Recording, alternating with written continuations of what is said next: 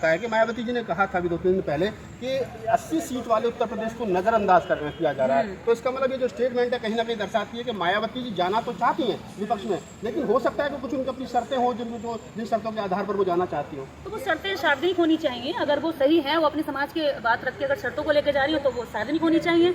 अगर सही है और समाज की भी उसमें सहमत, हम लोग भी देखना चाहते हैं, हम भी चाहते हैं कि सारा विपक्ष इकट्ठा हो और हमारा जो वोट परसेंट है वो इस तरह से किनारे ना हो, बांटा ना जाए, बिखरन जाए, या कोई थैले में भर के उसे बेच के ना आए। क्योंकि हम कोई सामान या आलू गाजर नहीं है जो इस समाज को पूरी तरीके से विपक्ष ने भी पक्ष ने भी दोनों ने समझ रहा है कि भी तो मूली गाजर है जो इसको भावनात्मक रूप से कब्जे में कर लेगा, वो इसको बेच देगा, चाहे पक्ष मारा है विपक्ष मारा है। ये समाज तो हर तरीके से पिटता जा रहा है ना। इसके वोट की वैल्यू क्या है, इसकी कीमत क्या देते हैं वो? केवल ये कि आपको एक तरह से जब आपको वोट लेना होगा तो आप इनके लिए बातें करेंगे, इनके लिए कविताएं लिखेंगे, इनके लिए भाषण देंगे, लेकिन जैसे ही वोट आ जाता है तो फिर उनको जानवरों से भी बदतर जीने के लिए छोड़ देते हैं, इनके ऊपर उत्पीड़न होता है, शोषण होता है, आपको ये आवाज नहीं उठाते। और रही बात इस देश में दलित वोट बैंक की, तो दलित वोट बैंक में पूरे भारत के अंदर दलित वोट बैंक है और उत्तर प्रदेश के अंदर अगर 80 सीटों के साथ उनको बात करनी है तो 80 सीटों पर वोट बैंक दलितों का इतना ही है जितना आप अन्य प्रदेशों में अलग अलग सीटों पर ढूंढ रहे हैं, उससे अधिक यहाँ मिलेगा। लेकिन आपको अगर ये विपक्ष की मीटिंग करते समय इस देश के दलित नेता नहीं दिखे या दलित नेता जाना नहीं चाह रहे, मैं देखिए दोनों तरफ की बात मुझे नहीं पता, क्योंकि जब हमारा समय ऐसा हो तो हमें कुछ समझौतों के साथ हमें समाज बचाने के लिए कई बार कुछ चीजें ऐसी भी समझौते एक्सेप्ट करने पड़ते हैं, क्योंकि जब हम कमजोर होते हैं तो हमें दुश्मन के साथ ही पैक्ट करना पड़ता है। काशीराम साहब ने भी किया था बीजेपी के साथ, सरकार बनाई थी। तो इस समय हमारे जितने भी दलित नेता हैं ये भी अपनी ईगो को परे रख करके समाज के बारे में सोचे और जो भी विपक्ष की पार्टियां या गठबंधन बन रहा है कम से कम अपनी ओर से भी कोशिश करें, इसमें इनका बड़प्पन होगा। एक सवाल ये भी है ना कहीं वो कहते हैं कि दूध का जला हुआ छाछ में फूंक फूंक के पीता है। जो काम पूर्व में जगजीवन राम के साथ में हुआ, उनके नाम पर चुनाव लड़ा गया और बाद में जब प्रधानमंत्री बनाने की बारी आई तो फिर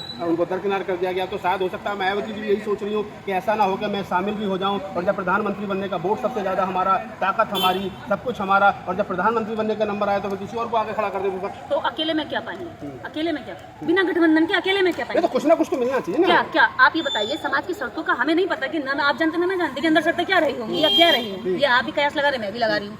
लेकिन बात यह है कि अकेले से तो और भी ज्यादा कमजोर पड़ रहे हैं, क्योंकि इस समय सबसे ज्यादा समाज ये सोच रहा है कि जो बीजेपी को हराएगा हम उसके साथ जाएंगे। ये ग्राउंड की रिपोर्ट है, ये मेरी या आपकी राय नहीं है, ये समाज में बैठे उस वोटर की रिपोर्ट है जो वास्तव में बीजेपी से पीड़ित है और वो कह रहा है दोबारा बीजेपी नहीं आनी चाहिए, उससे त्रस्त हो चुके हैं। तो बीजेपी से त्रस्त लोग हमेशा अब सारा जो प्लान कर रहे हैं, सोच रहे हैं, विचार कर रहे हैं या मूव कर रहे हैं वो उधर करेंगे जो बीजेपी को हराएगा। कहीं ऐसा ना हो कि सारा वोटर इधर को चला जाए और जो वोट बैंक भावनात्मक जुड़ा हुआ है कहीं उसमें भी खटास ना पड़ जाए। इसलिए इस समय जरूरत है कि बड़ी बड़ी शर्तों की बजाय उन शर्तों पर समझौता किया जाए जिसमें समाज का हित है। इस समय नेता अगर खुद को बचाने की लड़ाई लड़ेंगे ना तो समाज तो गड्ढे में जा ही रहा है।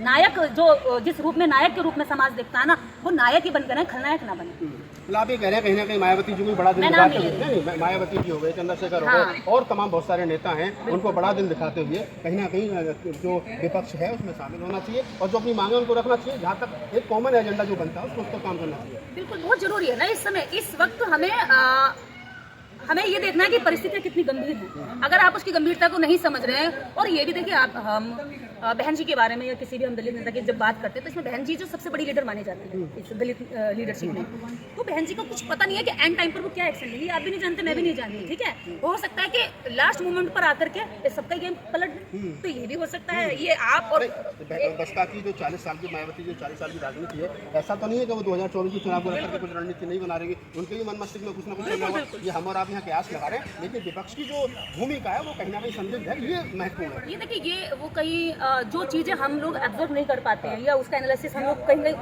ऊपरी तरीके से करते हैं। कई बार क्या होता है जो लोग उस जगह रहते हैं, राजनीति करते हैं, उसकी बारीकी और उसकी पेचीदा चीजों को समझते हैं।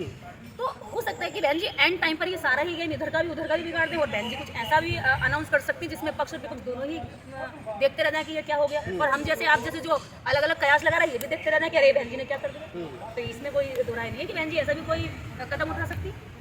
तो आप कि दलित केवल वोट के लिए इस्तेमाल किया जाएगा। दलित का जब वोट लेना होगा तो डॉक्टर अम्बेडकर की तस्वीर लगा दी जाएगी। जब वोट लेना होगा या उनको अपनी ओर मोटिवेट करना होगा तो बहन जी की 2-3 तारीफें कर दी जाएंगी। जो आज मीडिया कह रहा है कि भाई बहन जी को बुलाया नहीं गया। वही मीडिया उस समय नहीं कह रहा था कि जब बहन जी सरकार चला रही थी, नोएडा बना रही थी, लखनऊ को तैयार कर रही थी, तो तभी वही मीडिया बहन जी की आलोचना कर रहा था। आज वो मीडिया कह रहा है, क्योंकि इधर रोने वाला भी विपक्ष में भी वही हो गया एक बार, और अपराधी भी वही वर्ग हो जाएगा। यानी कि दोनों तरफ से खेलेंगे यही। आपको एफआईआर में भी फंसाएंगे, आपको बचाने के लिए भी यही जाएंगे, आप पर मुकदमे भी यही लगाएंगे, आपको समाज की नजरों में दोषी भी यही बनाएंगे, और फिर आपके लगे हुए जो अपने इनकी तरफ से लगे हुए दाग है उनको धोने का काम भी फिर यही करेंगे। मतलब सब कुछ इन्हीं के हाथ सब में, कुछ इन्हीं के हाथ है। इक्का भी इनका और बादशाह भी इनका। मतलब दोनों तरफ। तरफ। जिस यूपी बिहार से राजनीति देश की तय होती है, उस यूपी बिहार के नेताओं में दलितों के नेताओं को अनदेखा क्यों किया जा रहा है? भाई ऐसा तो डर नहीं है कि मायावती को बुलाएंगे तो फिर मायावती को प्रधानमंत्री पद का जो है वो दावेदार मानी जाएंगी, उनको फिर प्रधानमंत्री पद का उम्मीदवार घोषित करना पड़ेगा, कुछ ऐसा डर तो नहीं विपक्ष के मन में? देखिए, वो डर भी उनके मन में हो सकता है, लेकिन वो तो सीटों से तय होगा ना।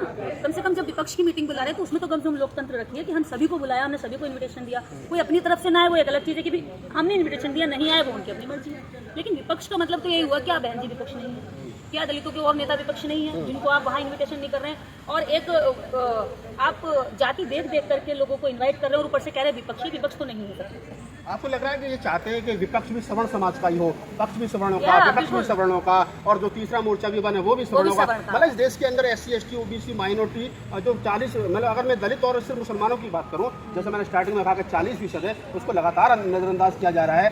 तो ये विपक्ष की मंशा क्या है, मोदी को हराने की है या सिर्फ दिखावा चल रहा है? देखिए, ये क्या है, एक तो ये होते हैं कि बॉलिंग भी यही, बैटिंग भी यही करें और कैचिंग भी यही करें, दोनों तरफ से ये खेलें, और एम्पायरिंग भी यही करें। तो तीनों जो मोर्चे हैं उन पर यही रहें, और उसका सीधा साधा इस मीटिंग में समझ में आ गया